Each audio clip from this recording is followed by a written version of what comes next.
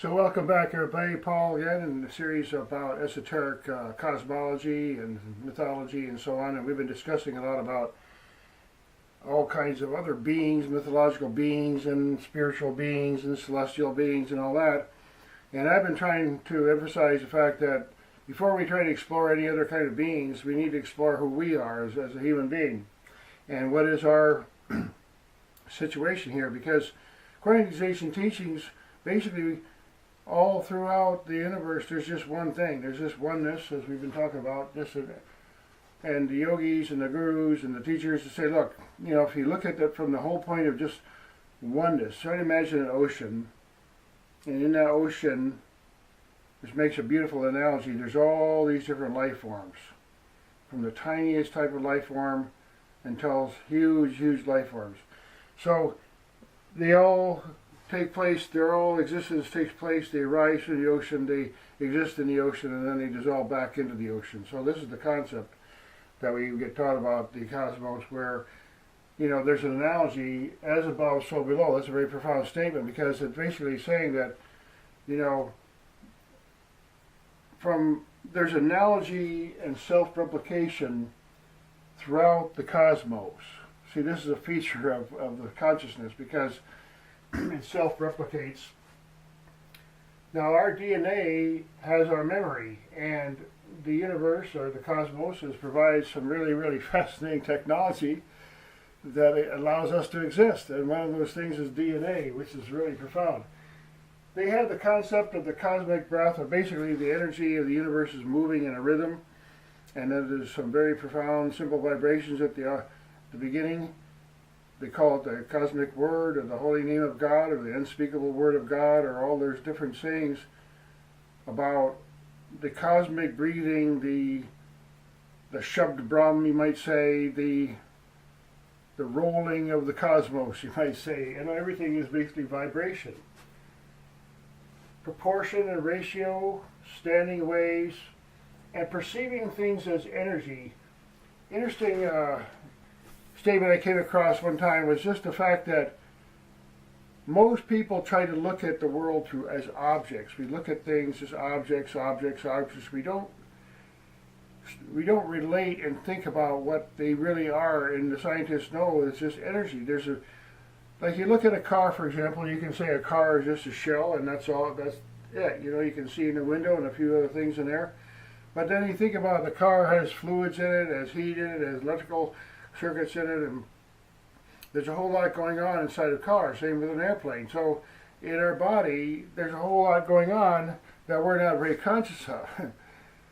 But yet, we depend on the existence of things like heat and light and sound and all those things just to go about our lives. So the ancients, through meditation, they go back and they practice getting into the rhythm themselves and listening to various vibrations and making various vibrations, and they feel a synchronization with the rest of the cosmos. And that's what we're supposed to do. We're supposed to grow and expand and continue to grow. And if you imagine trying to be, like if you imagine a human evolution, what we know as human beings, they say maybe 2 or 3 million years old or something, but imagine if it went on for like 5, 6, 10, 100, 500 million years.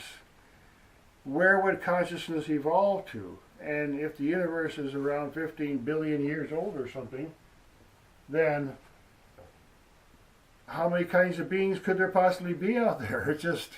It's staggering. So the idea of what is consciousness, we have to explore it. We have a consciousness. We have this tiny little light, this little key, you might say, this little window of perception that we can expand and try to understand. Okay, we have an element, the consciousness, the ability to be aware.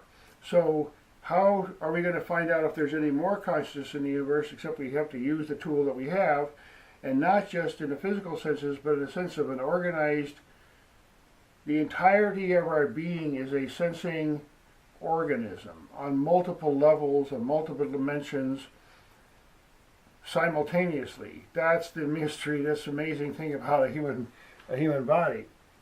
Now I'll go through some of these other terms here. For example, I talked about frequency bands, that you call it the planes, you might say. Let's say the red-gray group and the various spectrums, you might say.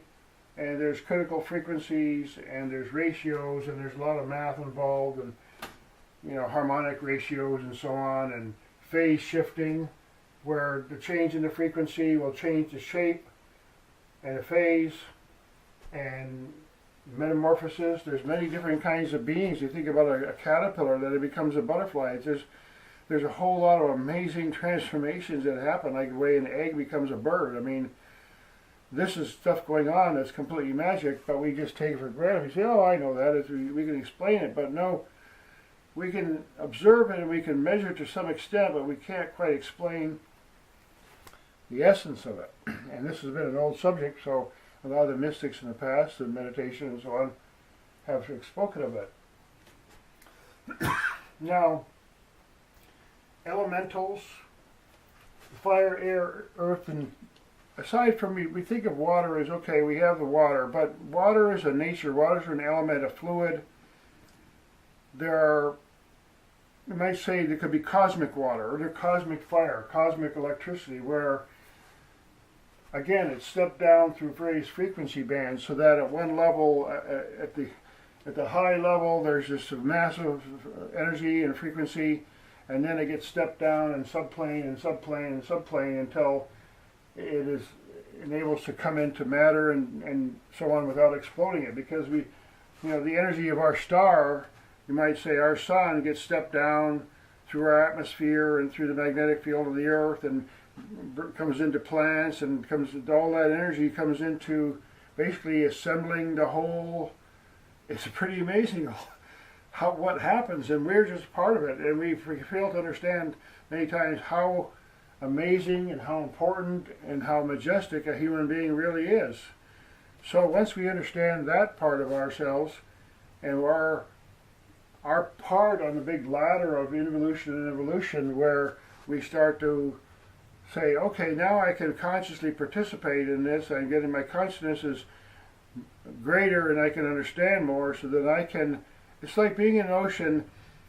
A really fun experiment sometime, just to feel a sense of being, is to go sit in the ocean, too near the edge, not too deep, and then just cover all the way to the top of your head, so you're submerged, and you start to feel all the movement of the water around you, and you might start hearing sounds.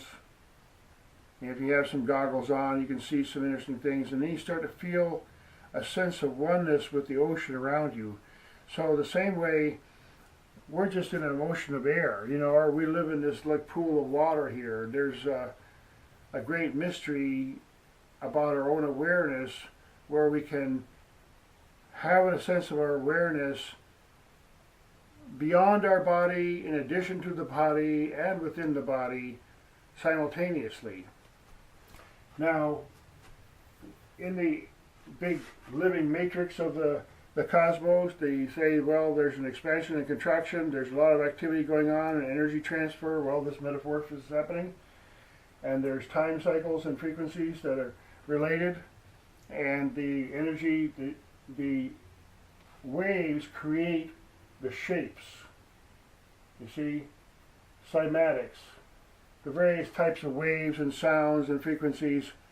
The frequency of light and the frequency of sound, if you look at it, again, the sense of oneness, okay, well, if you start at like 0 cycles a second, or 0 cycles, I mean, you can have a cycle of 1 second might seem really long. So if you think about extremely long wave cycles and a whole bunch of waves that are happening in this ocean, this universe, and there's various kinds of nodes, and circulation and vortexes form at different areas. So you have a whole bunch of dynamics, and all those dynamics in the ocean and the cosmos are shifting the energy and bringing the temperature and the shapes and the vibrations, and transmitting them across vast spaces, so that the whole creation can assemble. And it's hard for us to say why and all that, because we're not there yet. We barely understand ourselves, so it's kind of premature to start asking, well, why does the universe exist and all that. We just have to get a little bit further along until we understand kind of the overall concept of oneness here, see? Now, we're in a living matrix. A lot of people understand that. Our bodies are basically a projection of some kind. Now, if you go on to the finer planes, you might see in a dream body, you might feel very fluid or very ethereal. But then in the physical body, there's various stages of that too, because depending on what you eat and the vibration of your physical body, you can have a certain kind of emanation or whatever, depending on whether it might feel very light and very high, and some people feel very heavy association with their body because they feel a very great attachment to it.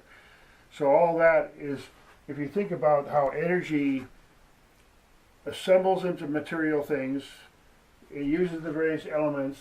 If you think of akasha as the sub-base plane, the bowl, and then the various elements and various combinations, if you combine fire and air, you get one kind of thing. If you get fire and earth, you get another kind of thing. Same with earth and water. So there's a whole lot of different relationships and activities that can go on with the various different types of elements. So if you say fire is one level of frequency, say down near the reds, and you say maybe air is up high, up near the blues, then you have the different kinds of interaction of the various rays. And the ancient teachings say that there's these 7 major rays, and they basically it's a kind of cosmic physics and how those rays interact, and where it's like circuits might be happening in a circuit board. Well, at certain times this circuit is alive and active and is sending energy this way, and another time the circuit's active in a different way. Same way with the ocean. You have various currents in the ocean that steer different things and allow different kinds of migrations and plant life and sea life to happen. The same way in the cosmos, there's movement of various kinds of energy, and depending on how things are situated, it might allow for very fast growth or not so much fast growth. The same way with the activity of our sun on our planet, where there's times of the year where the situation is such, the angle of the sun and everything is just right, well, the plants grow extremely quickly. And other times it's just, well, not much happening right now because of different cycles. So timing and cycles has an awful lot to do with all of this. So I encourage people again to look into, again, our own being, because just in a quiet place, do some experiments with your own feeling of just a presence with no label on it. It's so beautiful to sit in meditation. There's no label, there's no criticism, there's no judgment. There's just our existence and our breathing enabling us to just be. Once we have some clarity of our own being and just being still, we realize, well, we're actually bigger than we thought. See, a lot of times people who are atheists, we're proud of ourselves. We all are. Here we are. We don't want to have a God, or we don't want to believe anything bigger than us. Well, but the thing is, if nobody's experienced something divine or something incredible, then they don't have that reference point. But I encourage people to say, look, don't feel like their spiritual kind of experience is some kind of humiliating thing where you just bow down, oh, I'm a groveling little bone, nothing, worm or whatever.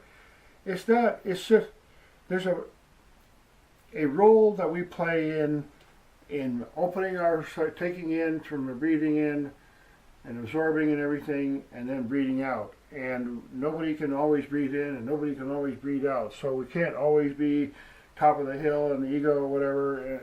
There's a time when we need to say, okay, I'm going to be here. I'm going to be open into something vaster and greater from within. I'm open to my own greater expansion. And sometimes that kind of expansion, and very often it's triggered by encounter with other beings and other kinds of experiences, even animals. There are people who have a very profound experience with an animal. They walk in the woods and they see a deer and they have a profound experience of sitting there quietly, have an interchange with another being. So the idea of worship or prayer and all that is more of just an openness to say, okay, I'm going to sit here a minute and try to open myself up to something greater and see what flows in, and then make it a part of my existence so it brings greater wellness and joy and so on. So again, I'll just run through this real quickly here, the hierarchy of beingness, not just being, but that we're all connected. In evolution and evolution, there's a cosmic brotherhood, the cosmic breathing, and the vibration of the cosmic sounds assemble the forms, make standing waves. They operate with proportional ratio to various frequency bands, and there's critical frequencies within those bands that differentiate different things. And many times a shape of form, like for example water, a phase shift, the different water can be a solid, liquid, water, or gas. And again, there's all the different elements that are involved in various combinations to make the matter. And elementals are more fundamental archetypes, something that's completely a concept like an elemental, water. What's the essence of fire, the essence of air, the fluidity of water and air, but the solidness of earth, and so on. The heat and the motion of fire. There's heat is common to a lot of different types of fire. So an elemental will be related to the very essence of the various elements. Cosmic fire, what they call fohat. On a vast, vast scale, all electricity comes to us through all of the ultimate electricity, the cosmic electricity, fire, and the interaction of various frequencies throughout cosmos, as above so below, forms logos and nodes and stars and various kinds of planetary objects and so on, where like a star might be called a logo or a node because it's a focus of a certain kind of energy or combination energy, and it goes through its own particular type of evolution. Pretty much everything in nature spins. There's a spherical geometry and rotation. That's very, very important. And symbiosis, as above, so below. Self-similar replication goes on and on throughout the cosmos. So that way we can know ourselves. We can know something, other kinds of beings. You see, so we live in a living matrix, very much alive and energy, very consciousness expression comes out in the form of stars and everything else. Our bodies, again, are projections. Resonance is a very important thing. And all this makes the subplanes and the planes that people call now. So it's not like we can measure these kind of things with our physical eyes. We have to go inside again and feel the whole spectrum of our own existence. Feel all the various levels and ways our body, our being can be conscious, including deep meditation and maybe a bodiless state. And feel how we flow into the integration of the rest of then we can understand and start understanding some of these other kinds of beings. Because again, a body is just a shell. It's like a clothing, for example. We could all have a certain kind of body, but you put on different clothes. See, the element of beingness and consciousness that inhabits, it has certain commonalities. Consciousness has certain intrinsic aspects about itself, so where it feels, it sees, there's different kinds of physics and technology that allow these senses to operate, and other kinds of beings have different kinds of senses, but essentially there's beingness in there, and that being is trying to grow and expand and become more conscious of the ultimate oneness. So it's a very, very fascinating subject. I encourage people to go and listen to many other people, and ultimately the answers that we come from within, because people get into a lot of arguments these days arguing about what the source is. If the source comes from within, if we have our own understanding from our own experience and put some of these dots together, then we don't have a conflict with anybody anymore, because we have mutual understanding from our own common experience. Instead of having a belief, we can have a knowledge. But it takes a while to experiment and look into it and kind of feel. And there's a lot of people who have had many various, they call it download from the rain cloud of noble things. We have the capacity in our inner mechanism of our brain and feeling nature that we can understand a lot of things very quickly.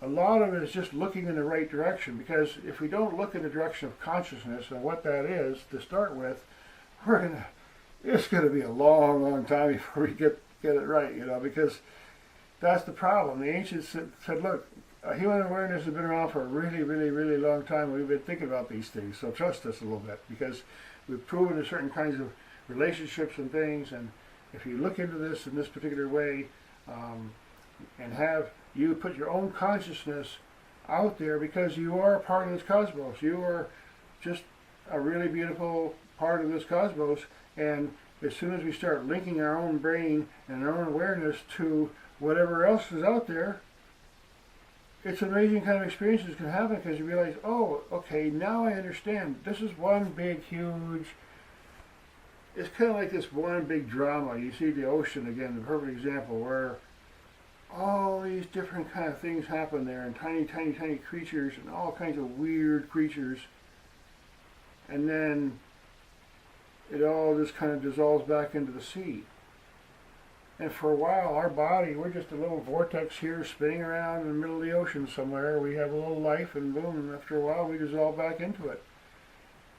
So the sense of fear about what the identity is in terms of where, what's life and afterlife and all that, if we understand how integrated we are while alive through into the rest of the cosmos, into the rest of the beingness around us, we understand and feel that while we're alive, then when the time comes for us to leave, which we always will, it'll be more like, okay, I rowed my boat, I parked it on the side over here, and now I'm going to get out of this boat.